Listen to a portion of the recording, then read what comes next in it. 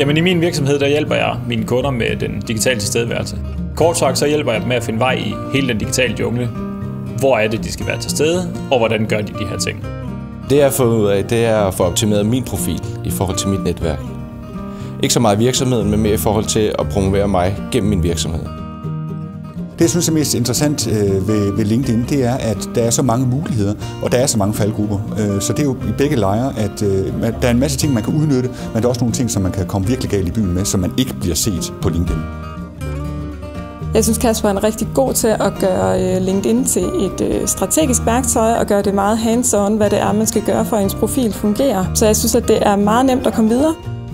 Jeg synes, at LinkedIn det er et utroligt stærkt værktøj, og jeg bruger det selv rigtig, rigtig meget. Holder styr på mine connections og hvad mine kunder og hvad mine kollegaer og des lignende andre laver. Jeg får rigtig meget information den vej fra. De typer kunder, som kan have glæde af mine foredrag eller workshops, det er i princippet alle typer af virksomheder. Konsulenter især kan have meget glæde af de her ting her, fordi de har en masse viden, de kan dele ud af. Det er lidt sværere for håndværkerne eksempelvis at profilere sig på LinkedIn, men de kan også have glæde af de her ting her. Man skelner mellem den personlige profil og virksomhedsprofilerne. Og så har man en masse ting indimellem. Man har nogle grupper osv.